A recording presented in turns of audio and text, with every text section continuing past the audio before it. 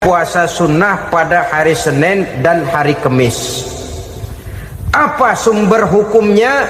Diriwayatkan oleh Imam Muslim dari Abi Qatadah, Rasulullah Shallallahu Alaihi Wasallam ditanya tentang puasa pada hari Senin. Kenapa Rasul melakukan itu? Beliau menjawab, zalika yaumu wulidtu fihi wa yaumu bu'istu au unzila alayya fihi. Hari Senin itu adalah hari di mana aku dilahirkan dan hari di mana aku dibangkitkan. Wahyu pertama turun kepadaku pun pada hari itu. Maka sunnah melaksanakan puasa pada hari itu. Adapun hari Kamis, ada hadis yang diriwayatkan oleh Imam Turmuzi dari Abi Hurairah, Nabi bersabda, tu'radul a'malu yaumul isnaini wal khamisi fa uhibbu ay yu'radu amali wa ana sha'im. Disetor amal setiap manusia pada hari Senin dan pada hari Kamis. Maka aku ingin, kata Nabi, agar pada saat amalku disetor itu aku sedang puasa. Jadi malaikat itu menurut riwayat ini mencatat dan menyetorkan catatan amalan seseorang pada hari Senin, hari Kamis. Tiap hari Senin amalan kita disetor oleh malaikat. Catatan terakhir tentu yang sedang kita kerjakan, sehingga yang masuk daftar, saya tinggalkan orang ini, dia sedang puasa, karena naik catatan amalnya pada hari Senin. Kamis diangkat lagi, catatan paling akhir, saya tinggalkan orang ini, dia sedang puasa. Itu makna fa uhibbu ayyurada amali wa ana shaim. Aku senang kalau pada saat amalku disetor, catatan paling akhir aku lagi puasa. Satu keistimewaan. Alangkah celaka tiap amalan disetor kita sedang berbuat jahat. Senin, Kamis, teler, mabok, judi. Tiap amalan disetor, catatan akhirnya saya tinggalkan si fulan lagi teler. Laporan Senin. Kamis laporan lagi, saya tinggalkan si fulan lagi mirit kartu. Saudara hadirin yang saya muliakan, alangkah jeleknya catatan kita. Oleh karena itu sunnah puasa pada hari Senin dan hari Kamis. Ini amalan sunnah, saudara-saudara. Dan oleh karena ini amalan sunnah, sebagian ulama memberikan penjelasan, walaupun lupa niat, kalau sudah malam itu lupa niat, boleh niatnya sudah siang puasa sunnah ini, dengan catatan dari pagi belum makan apa-apa. Malam saudara lupa, tahu-tahu ingat ini hari Senin, ini hari Senin, dah jam 10, niatlah jam 10 itu, sah puasanya asal dari pagi belum makan apa-apa. Tapi kalau sudah dapat 2 piring baru niat, jam 10 itu lain, ngojek namanya.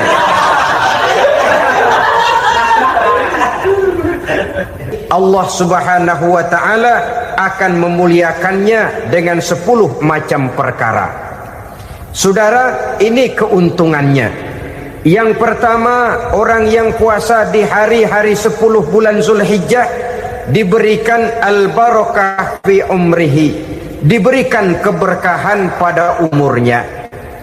Setiap kita ingin memperoleh umur yang berkah. Umur yang berkah itu yang bagaimana? Apa yang jumlahnya panjang? Mungkin. Tetapi yang jelas umur yang berkah ini adalah umur yang bisa dipertanggungjawabkan di hadapan Allah Subhanahu wa ta'ala. Artinya umur yang diisi penuh dengan kebajikan, umur yang diisi dengan segala macam kegiatan ibadah, dan umur yang dengan demikian sungguh pun kita sudah mati, jasad terkubur dalam tanah, nama kita akan tetap hidup, dikenal orang oleh karena kebajikan yang kita kerjakan. Saya kira akan lebih merupakan azab ketimbang nikmat kalau orang diberikan umur panjang tapi hanya untuk menumpuk-numpuk dosa saja. Kan lebih baik mana? Umur pendek banyak pahala, umur panjang banyak dosa. Lebih baik mana? Hah? Saya yakin yang paling baik tentu umur panjang banyak pahala. Paling sial umur pendek dosa melulu. Sudah diberikan umur pendek tidak seberapa, dosa berlipat ganda. Itu kalau orang kampung bilang tekor namanya. Rugi. Umur pendek hanya untuk menumpuk-numpuk dosa. Boleh jadi kalau umat-umat zaman dulu, saudara, mereka diberikan umur panjang. Nabi Adam, kita tahu Nabi Adam itu 2000 tahun umurnya. Nabi Nuh 950 tahun. Umatnya ya rata-rata segitu itu. Nah, kalau mereka misalnya punya umur 800 tahun, lalu 200 tahun mereka melakukan dosa, kan masih punya restan 600 tahun untuk taubat. Karena umurnya diberikan jatah panjang. Kita ini oleh Allah Subhanahu wa taala, umat Nabi Muhammad ini umurnya pendek-pendek. Kalau nyontoh Nabi 63 tahun saja. Kalau diberikan 70 tahun umur kita sekarang, itu sudah dapat jatah lebih 7 tahun. Alhamdulillah bahwa Allah memberikan saat-saat, waktu-waktu, tempat-tempat yang punya nilai istimewa, sehingga umur yang pendek ini bisa bernilai panjang, nilai ibadahnya bisa bernilai pahala seperti umat yang berumur panjang dahulu itu. Karena itu manfaatkan umur dengan baik, dan salah satu keberkahan daripada umur akan datang dengan melaksanakan ibadah puasa sunnah. Ini yang pertama. Yang kedua, az-ziyadatu fi malihi, berikan tambahan hartanya, menjadi orang kaya. Kaya apa? Kaya hati setidak-tidaknya. Karena dengan tekun dan rajin melaksanakan ibadah puasa, yang segera tertanam dalam jiwa seseorang merasakan cukup di dalam kehidupan. Itulah dia orang yang paling kaya, orang yang hidupnya paling cukup. Kalau orang sudah merasa cukup dalam hidupnya, maka itulah dia orang yang kaya. Saudara-saudara kaum muslimin rahimakumullah, puasa sunnah memberikan tambahan harta, usahanya berkembang, dengan demikian membawa keberkahan, hartanya makin bertambah, akan menunjang ibadahnya kepada Allah, lebih memantapkan dan membawa ketenangan dalam hidupnya. Itu termasuk berkahnya melaksanakan puasa sunnah itu. Yang ketiga, al-hifzu fi iyalihi, diberikan penjagaan, perlindungan terhadap keluarganya, anaknya sehat, sanak famili dan handai tolannya terjaga dan terpelihara dari segala malapetaka, dari segala mara bahaya, kesehatannya terjamin dan terpelihara. Itu sudah merupakan modal yang sangat besar di dalam kita mengarungi kehidupan. Sebab rasanya sulit untuk bahagia, duit kita banyak sekali, usaha kita selalu mendatangkan untung yang berlipat ganda. Tapi sebentar-sebentar anak kita sakit, yang ampek, yang korengan, yang kena musibah, ndak tak karu-karuan sakit, berobat sampai jutaan rupiah. Itu kan sudah tidak membawa kebahagiaan. Uang masuk yang begitu banyak jumlahnya, habis akhirnya untuk berobat saja. Sebenarnya hitung-hitung ya seri-seri juga. Usaha berhasil, duit banyak, habis untuk berobat. Lah sama juga saudara-saudara. Jadi dengan demikian, biar duit kita banyak, asal keluarga pada sehat saja, udah enak bener itu. Duit banyak, ekonomi cukup, keluarga sehat, nikmat rasanya menjalani kehidupan ini. Yang kiamat sudah duit kagak barang seperak, keluarga ampek semua. Kiamat sudah. Saudara hadirin yang saya hormati, jadi yang ketiga, Allah memberikan pemeliharaan terhadap keluarganya. Satu kali orang dipelihara Allah, tidak satu kekuatan pun yang bisa mencelakakan. Satu kali orang disengsarakan Allah, tidak satu tenaga pun yang mampu menyelamatkannya. Itulah sebabnya perlindungan Allah, pemeliharaan Allah terhadap diri dan keluarga sangat kita perlukan di dalam kehidupan ini. Dengan melaksanakan ibadah puasa, kita mendekatkan diri kepada Allah. Dengan dekat kepada Allah, maka Allah pun dekat kepada kita. Sehingga dalam hadis qudsi dikatakan, ta'arraf ilallahi firraha ya'rifka fi syiddah. Ingatlah kepada Allah di waktu kamu senang, agar Allah ingat kepada kamu di waktu kamu susah. Yang kita laksanakan kadang-kadang sebaliknya. Waktu susah kita ingat Allah, waktu senang kita lupa Allah. Akhirnya nanti pada waktu kita melarat, kebelangsak, susah dan sebagainya, pertolongan tidak akan datang kepada kita. Benar, ta'arraf ilallah firraha ya'rifka fi syiddah. Ingatlah kepada Allah di waktu kamu susah, ingatlah kepada Allah di waktu kamu senang, agar Allah ingat kepadamu di waktu kamu mendapat kesusahan. Umumnya watak manusia memang kalau sudah dapat susah, ingat kepada Allah. Waktu duduk, waktu berbaring, sambil tidur, dalam segala keadaan Allah disebutnya, Allah dimintakan pertolongannya. Tapi dikala dia berada pada posisi di atas angin, merasa senang, bahagia, Allah terlupakan. Saudara-saudara kaum muslimin, itu yang ketiga. Yang keempat, at-takfiru li sayyiatihi. Orang yang melaksanakan puasa sunnah itu diampuni segala dosa dan kesalahan yang telah dilakukannya.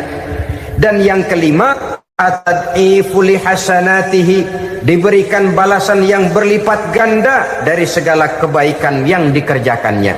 1 berbalas 7, 7 bisa berbalas 10, 10 masih berbalas 100, masih ditambah dengan wallahu yudha'ifu liman yasha.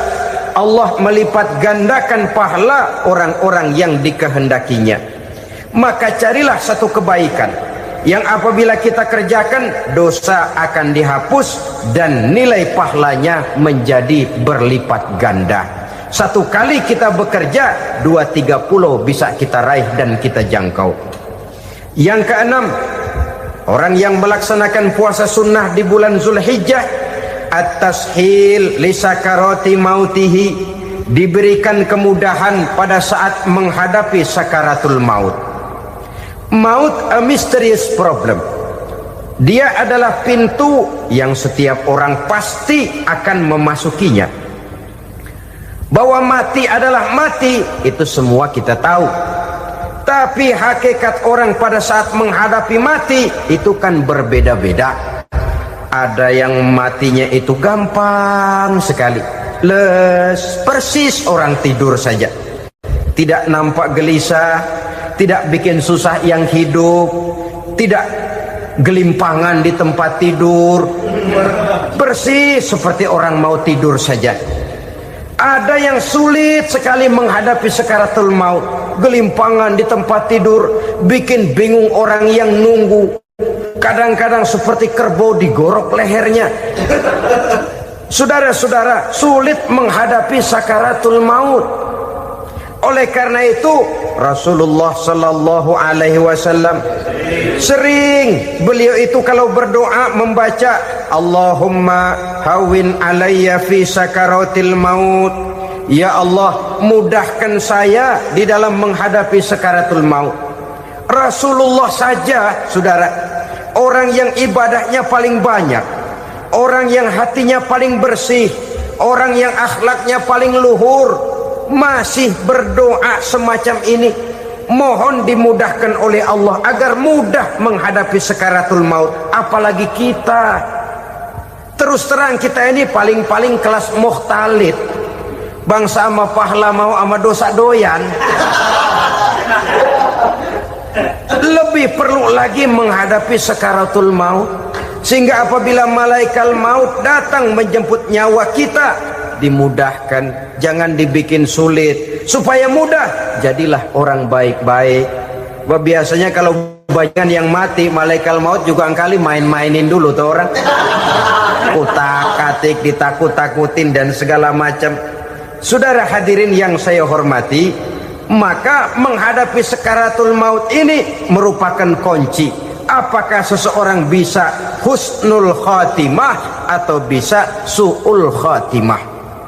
Salah satu jalan untuk memudahkan diri menghadapi sakaratul maut, melaksanakan puasa sunnah di bulan Zulhijjah ini. Yang ketujuh, ad-diya'u li zulumati qabrihi, diberikan terang di alam kuburnya. Kubur, saudara tahu, saudara tentu sering lihat orang dimasukkan ke liang lahat, ditutup dengan papan, dinding ari kata kita di kampung, lalu diuruk lagi dengan tanah. Dalamnya liang lahat, gelapnya liang lahat, gelapnya diuruk dengan tanah, gelapnya di dalam kubur, tiga gelap yang menjadi satu. Bapak moyangnya gelap.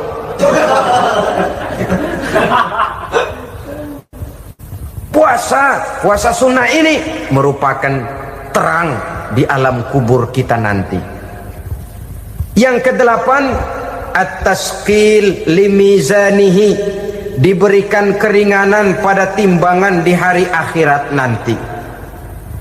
Bahwa setelah dibangkitkan dari kubur, setiap kita akan menghadapi perhitungan, akan ditimbang segala macam kebaikan dan segala macam kejahatan yang pernah kita lakukan di dalam kehidupan. Orang yang melaksanakan ibadah puasa sunnah, at-tasqilu limizanihi, diberikan keringanan timbangan hari akhiratnya nanti. Yang kesembilan, an-najah minal bala, diberikan keselamatan dari segala macam bencana. Dan yang ke-10, as-su'ud ala darajatihi, diberikan ketinggian, naik derajatnya, derajat di dunia, lebih-lebih lagi derajat di akhirat nanti.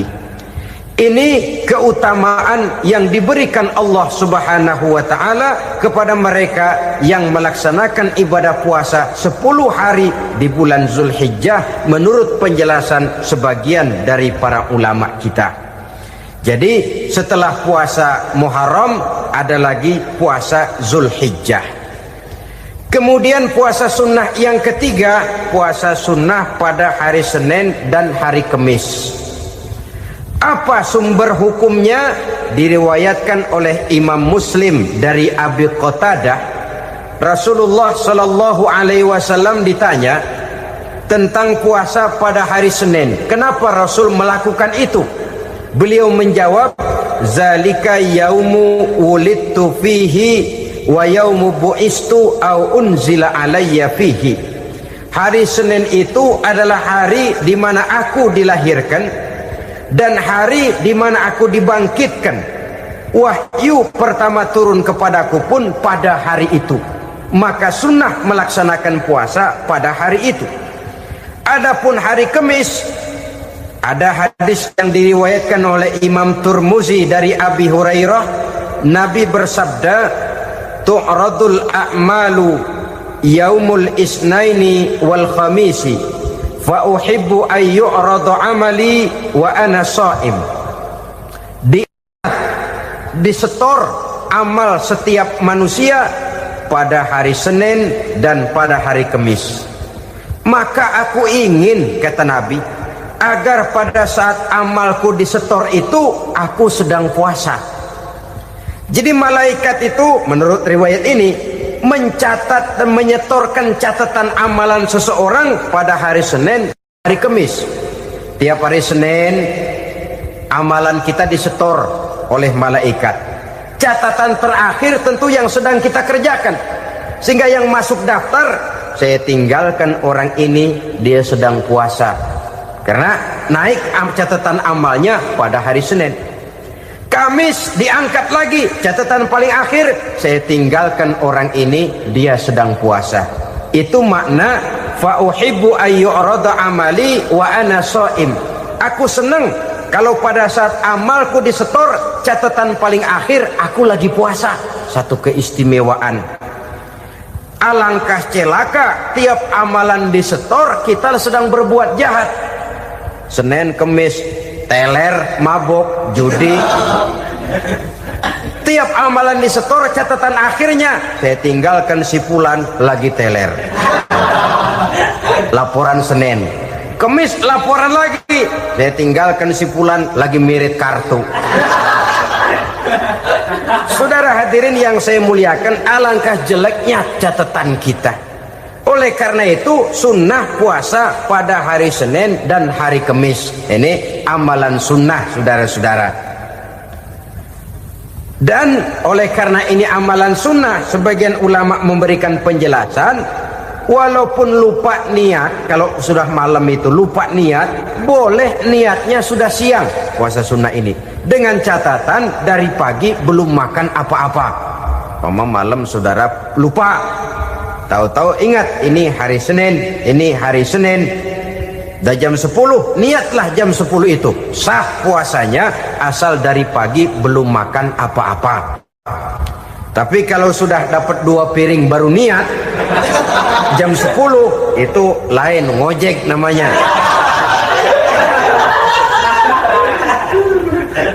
Jadi puasa sunnah yang ketiga, puasa pada hari Senin dan hari Kamis.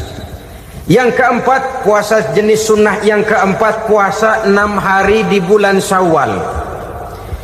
Diriwayatkan oleh Imam Muslim dari Abi Ayyub bahwa Nabi bersabda, "Man shoma Ramadhana summa atba'ahu sittan min Syawal kana kasyamid dahri."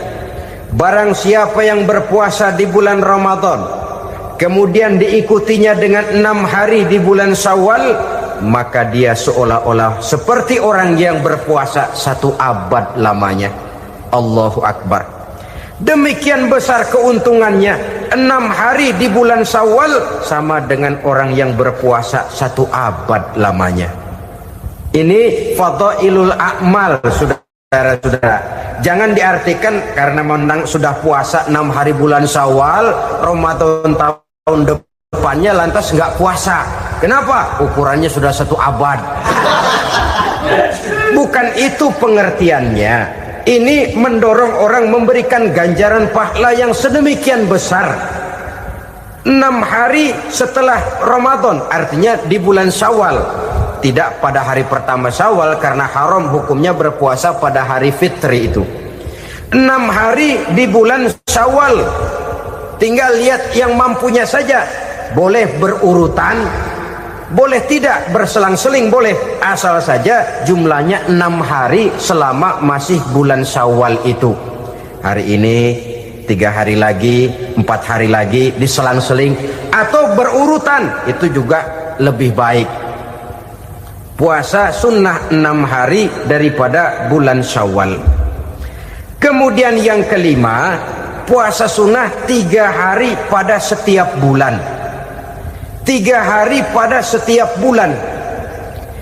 Diriwayatkan oleh Imam Bukhari dan Muslim dari Abi Hurairah. Abi Hurairah bercerita, "Ausani khalili sallallahu alaihi wasallam bisalasin." Kekasih saya Rasulullah berwasiat kepada saya, memesankan benar-benar kepada saya untuk melaksanakan 3 amalan yang terpuji. Pertama, siyamu salasati ayyamin min kulli syahrin. Puasa 3 hari dalam setiap bulan.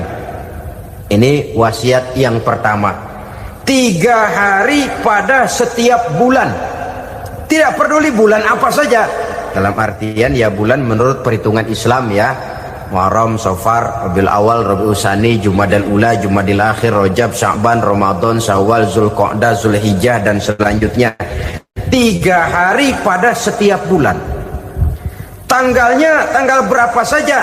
Lebih utama pada yang disebut Yaumul Bid, yaitu hari-hari di mana bulan menunjukkan purnama. Tanggal 13, tanggal 14 dan tanggal 15 pada setiap bulannya itu disunahkan melaksanakan puasa. Itu wasiat pertama, puasa 3 hari pada setiap bulan. Wasiat yang kedua, wa raq'atai duha, melaksanakan sholat duha sekurang-kurangnya 2 rakaat. Itu wasiat yang dipesankan benar kepada saya, kata Abi Hurairah. Pertama, puasa 3 hari pada setiap bulan. Yang kedua, usahakan jangan meninggalkan 2 rakaat minimal daripada sembahyang duha. Kita tahu sembahyang duha itu sembahyang sunnah di waktu pagi seketika matahari naik sepenggalahan. Sekurang-kurangnya 2 rakaat, sebanyak-banyaknya 8 rakaat. Di antara fadilah atau keutamaan daripada sholat duha ini yaitu menyangkut masalah rezeki dan usaha. Kemudian wasiat yang ketiga, wa an utira qabla an anama. Beliau sangat berwasiat kepada saya untuk sholat witir sebelum tidur. Artinya sholat malam sebagai amalan sunnah di dalam kehidupan kita. Jadi saudara-saudara, dalam hidup ini kita akan selalu berbentur dengan keperluan. Kalau pada satu saat kita sudah sampai kepada tahap berpikir ini keperluan saya, tentu hal-hal semacam ini akan kita kerjakan. Kita belum tergerak melaksanakan ini semua oleh karena barangkali kita merasa belum memerlukannya.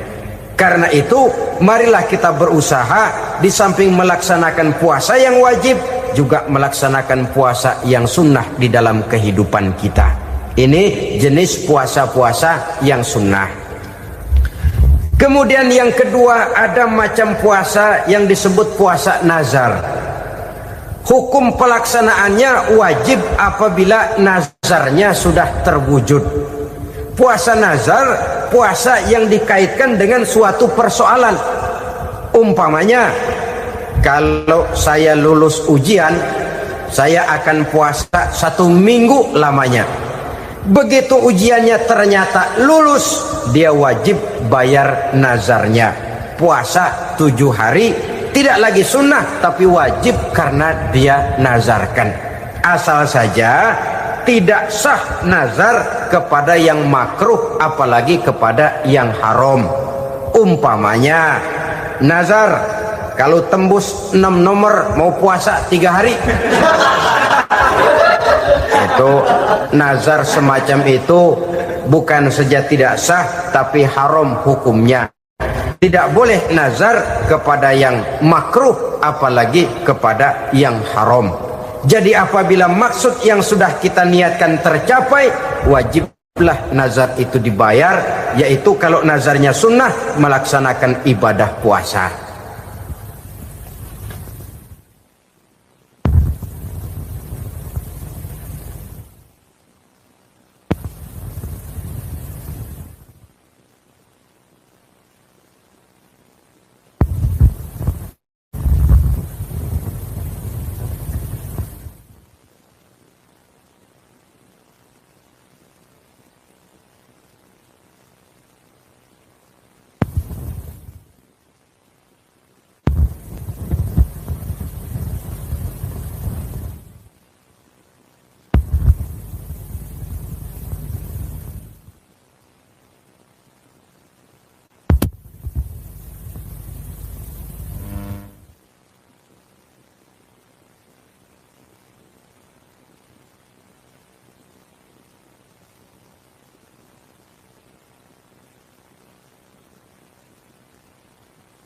Saudara-saudara kaum muslimin rahimakumullah. Jenis puasa yang ketiga kita kenal dengan puasa wajib. Dan ini kita laksanakan pada bulan suci Ramadan. Tentang teknis pelaksanaan ibadah puasa di bulan Ramadan sudah pernah saya bicarakan pada pertemuan tentang Ramadan dan Idul Fitri. Pada kesempatan ini saya hanya ingin mengajak bahwa di dalam melaksanakan ibadah puasa Ramadan ini marilah kita mengadakan evaluasi. Kenapa demikian? Barangkali secara jujur walaupun agak berat saya masih harus berkata, masih banyak di antara kita umat Islam yang di dalam melaksanakan suatu ibadah terjebak dalam rutinitas ritual. Apa itu rutinitas ritual? Itu bahasa susah. Berhubung saya tidak ingin bicara yang susah-susah, kita bicara yang mudah-mudah saja. Maksud saya, banyak di antara kita umat Islam yang di dalam melaksanakan suatu ibadah itu hanya dengan prinsip asal sekadar gugur kewajiban saja.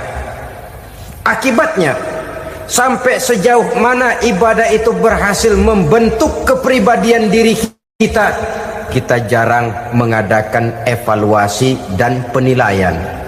Solat yang penting gugur kewajiban. Puasa yang penting sudah gugur kewajiban. Haji yang penting sudah gugur kewajiban. Maka jangan heran kalau itu yang jadi prinsip, ibadah lantas tidak punya dampak dalam membentuk kepribadian diri.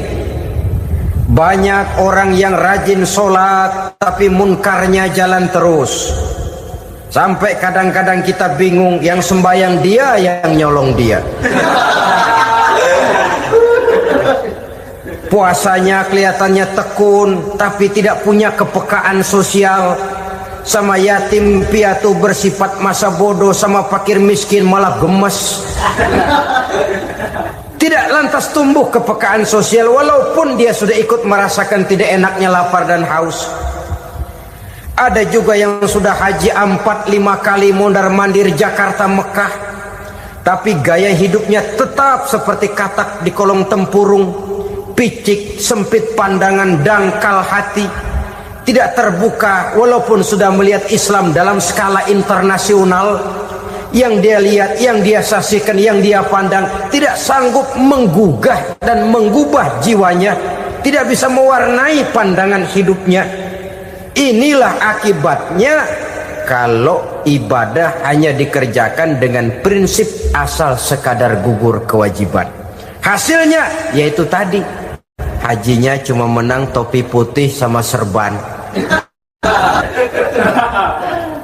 Sholatnya cuma prinsip asal gugur kewajiban. Begitu juga puasanya, begitu juga zakatnya dan ibadah-ibadah lainnya. Bukan tanpa satu maksud. Jikalau Allah Subhanahu wa ta'ala memerintahkan kita melaksanakan ibadah puasa di bulan suci Ramadan, bahkan maksud itu sangat pada penghujung ayat yang memerintahkan kita puasa. Ya ayyuhallazina amanu kutiba alaikumus syiyam kama kutiba alal ladzina min qablikum la'allakum tattaqun. Orang yang beriman diwajibkan atas kamu berpuasa, telah diwajibkan juga kepada orang-orang yang sebelum kamu, la'allakum tattaqun, agar kamu dengan puasa itu menjadi manusia yang bertakwa kepada Allah Subhanahu wa ta'ala. Dengan kata lain, berhasil atau tidak puasa Ramadan kita ini akan nampak takwa kita meningkat atau tidak setelah kita melaksanakan ibadah puasa. Sehingga kalau orang mengatakan Ramadan itu merupakan month of training, bulan latihan, keluar latihan tentu harus semakin naik dan baik gaya kehidupan kita. Jadi tujuan utama daripada pelaksanaan ibadah puasa adalah untuk membentuk manusia yang bertakwa. Nah, takwa itu kata Imam Qusairi hurufnya ada 4. Ta, qaf, wawu, ya. Masing-masing huruf ini simbol dari pribadi orang yang bertakwa, bina dan dibentuk oleh pelaksanaan puasanya. Mari kita lihat. Huruf ta adalah lambang dari sifat tawadhu, rendah hati. Orang yang bertakwa, orang yang tidak mempunyai sifat sombong. Puasa menanamkan kita kesadaran terhadap kelemahan, terhadap keterbatasan, terhadap segala ketidakmampuan yang kita miliki. Ya Allah, baru sehari nggak kena makan, nggak kena minum, sudah begini lemesnya. Puasa memang, kalau pagi orang masih sehat, masih terdorong oleh sahur, siang masih lumayan, tapi zuhur ke atas biasanya mulai sikap lemah manusiawi, keterbatasan kekuatan biologis itu mulai nampak.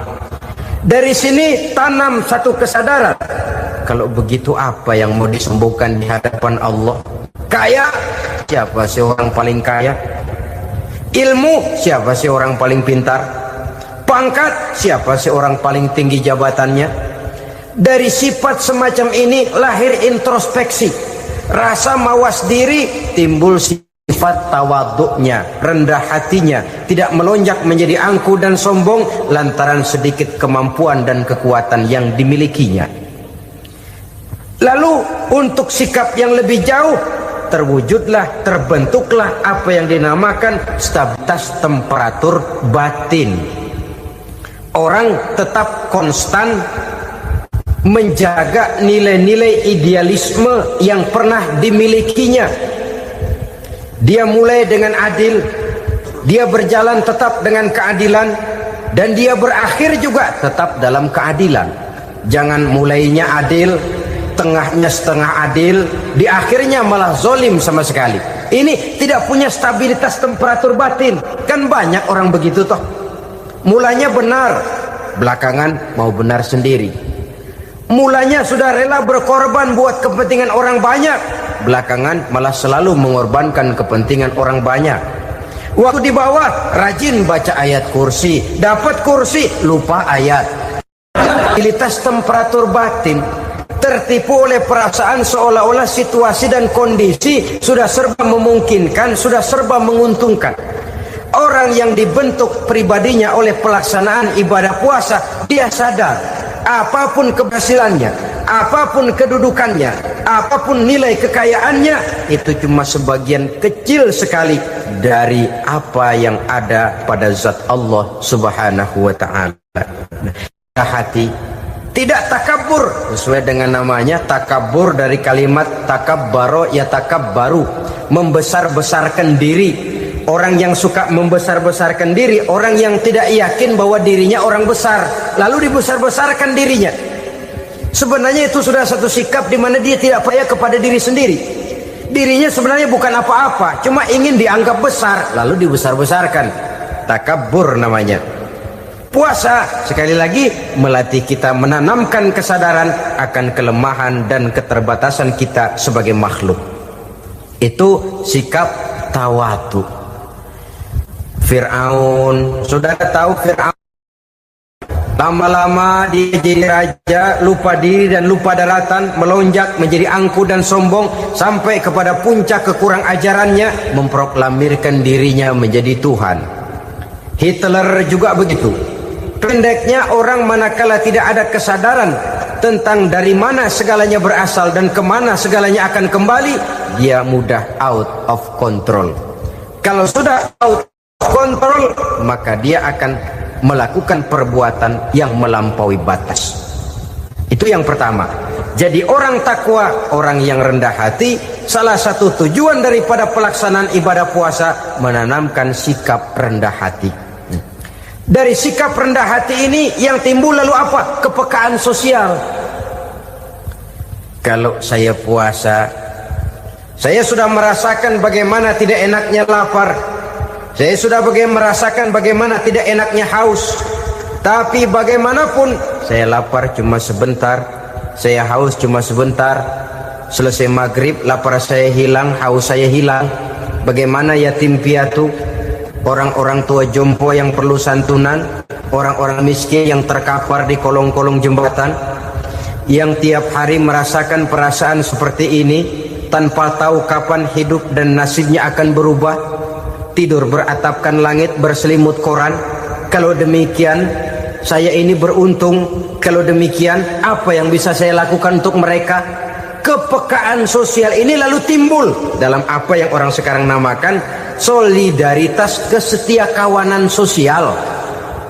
Hidup tidak hanya untuk kepentingan diri dan perutnya sendiri saja, tapi mau menolong, mau membantu orang yang memang memerlukan bantuan dan pertolongan itu sendiri.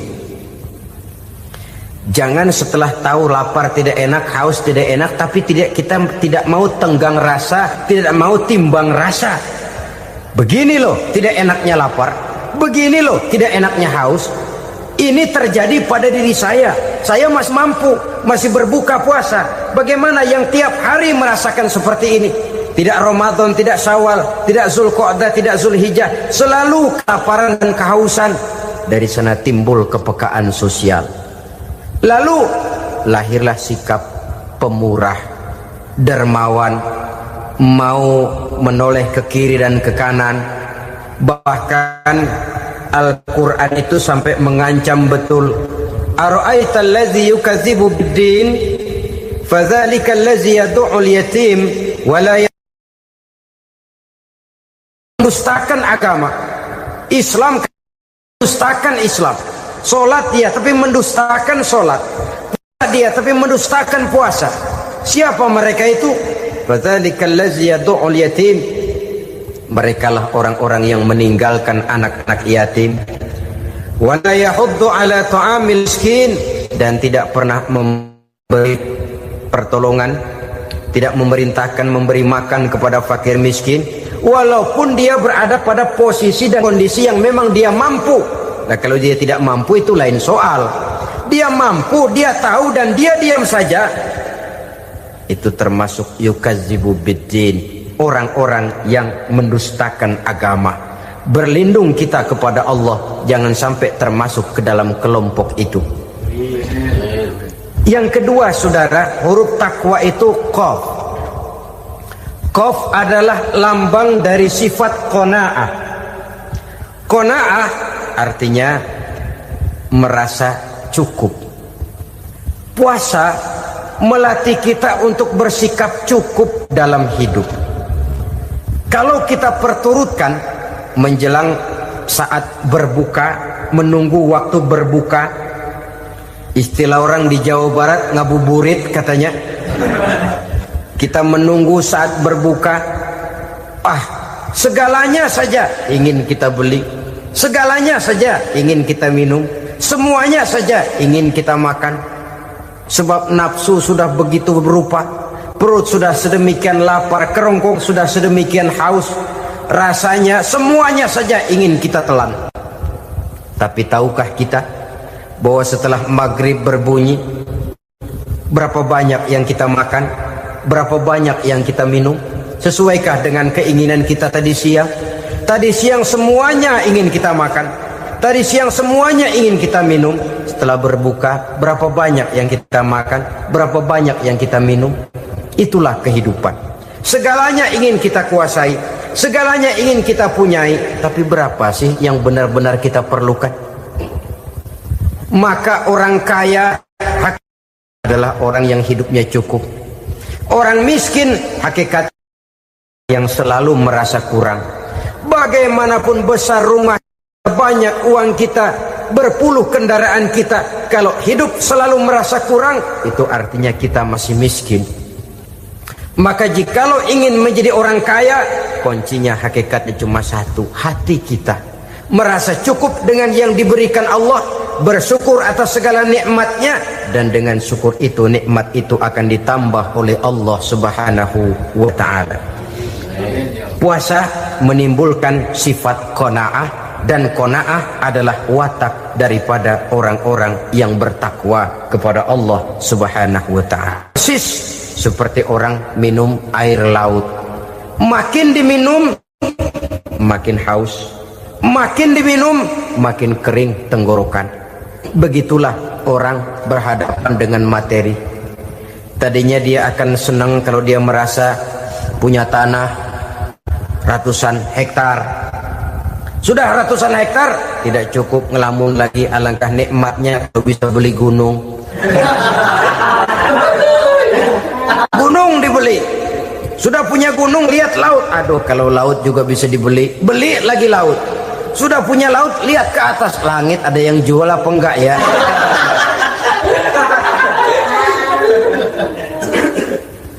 seperti orang berhadapan dengan air laut yang makin diminum makin membuat kita haus dan makin kering tenggorokan ini. Maka itu harus dihentikan. Sikap untuk menghentikan itu tidak lain adalah dengan sifat qanaah itu tadi, merasa cukup dengan apa yang diberikan Allah, mensyukuri nikmatnya. Itu yang kedua. Yang ketiga, pada kalimat takwa ada huruf wawu.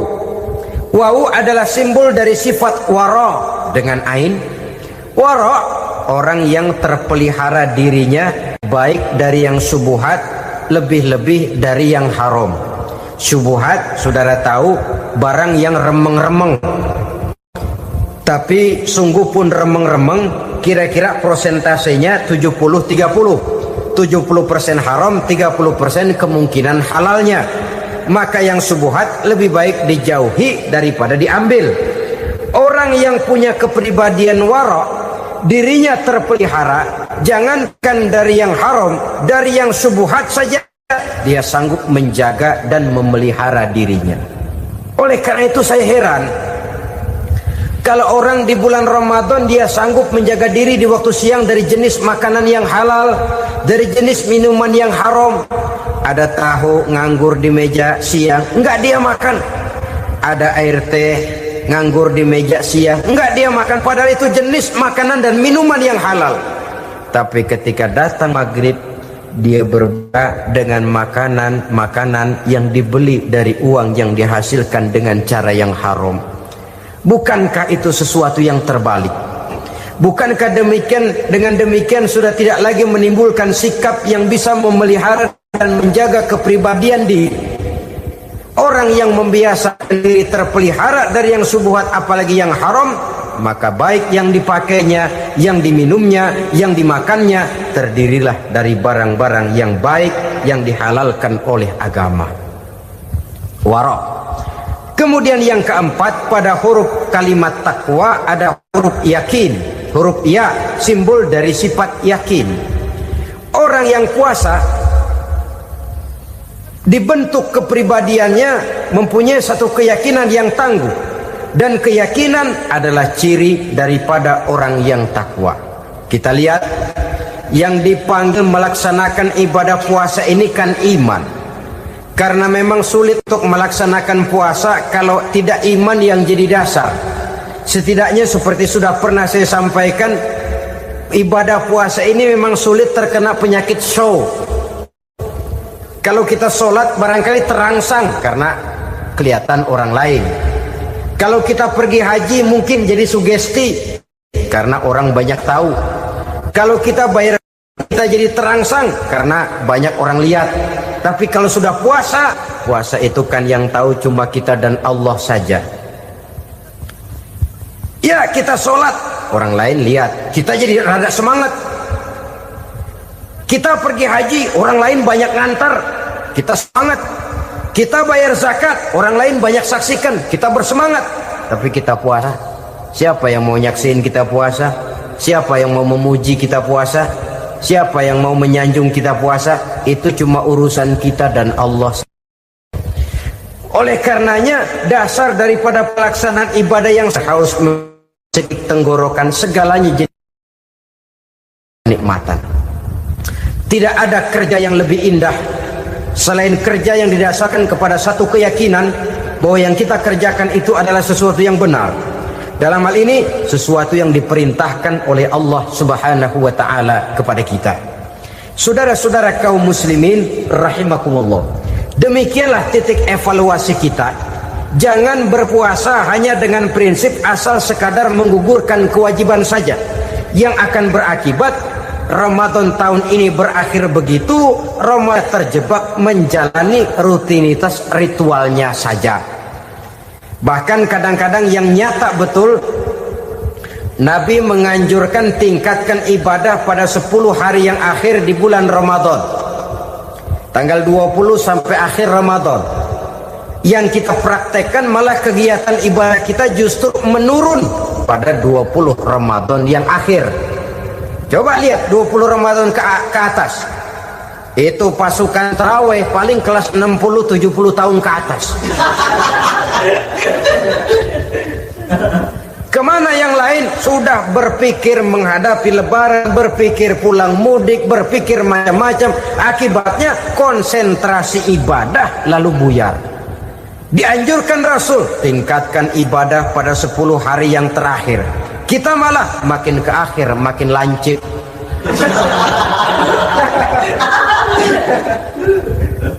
Saudara-saudara kaum muslimin rahimakumullah, kita terjebak oleh sesuatu yang sementara, oleh sesuatu yang bersifat kulit, lalu meninggalkan isinya. Padahal jikalau kita tidak mengisi Ramadan dengan kegiatan ibadah, berarti kita tidak keluar dari Ramadan dengan jiwa yang baru, yang sudah ditempa oleh pengalaman ibadah di bulan Ramadan. Artinya kita tidak kembali kepada fitrah, kesucian seperti saat kita dilahirkan. Lalu kalau kita tidak kembali kepada fitrah, apa yang mau kita rayakan pada Idul Fitri itu? Di mana letak kegembiraan kita? Di mana letak kebahagiaan hati? Kembalikah kita kepada fitrah? Tidak. Benarkah puasa yang kita kerjakan? Kelihatannya juga tidak. Adakah dampak dari pelaksanaan ibadah dalam pribadi kita? Tidak. Kadang-kadang Ramadan selesai malah teriak merdeka.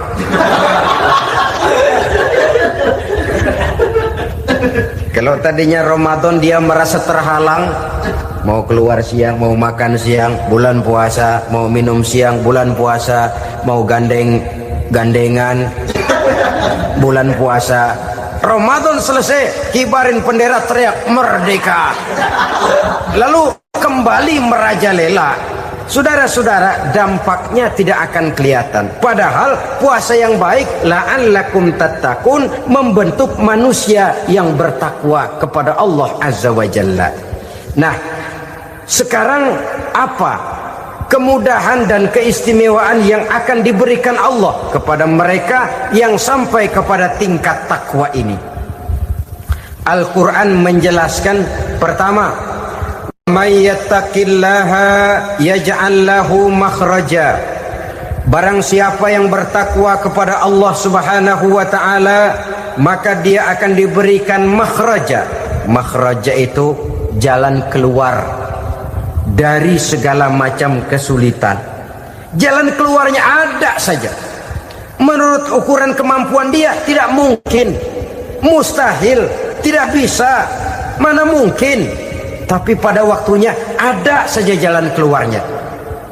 Termasuk jenis yang yaj'al lahu makhraja.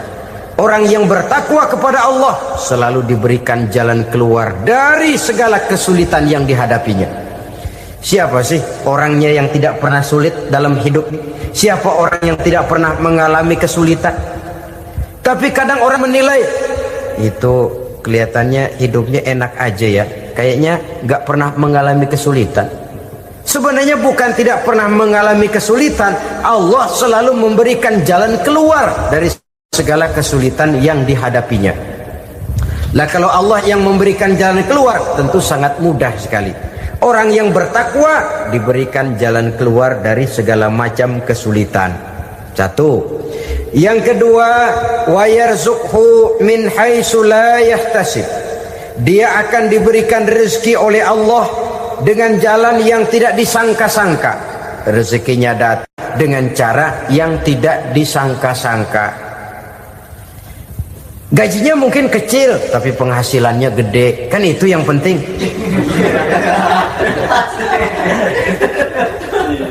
Gaji dan penghasilan kan lain tuh. Boleh jadi gaji kecil, asal penghasilan gede, kan nikmat hidup itu. Nah, penghasilan ini ada yang bisa kita perkirakan. Bisa kita perkirakan. Misalnya gaji itu tadi. Kalau saya kerja, gaji saya begini. Ada rezeki yang masuk min haitsu la yahtasib. Tidak kita sangka-sangka, tidak kita duga-duga, tahu-tahu ada saja rezeki. Datang orang bawa persoalan yang mendatangkan hasil.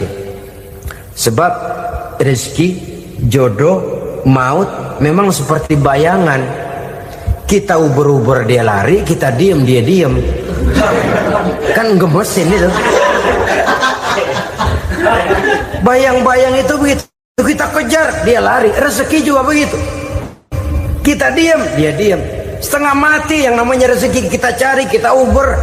ngubik sampai ratusan bohong kita kerjain.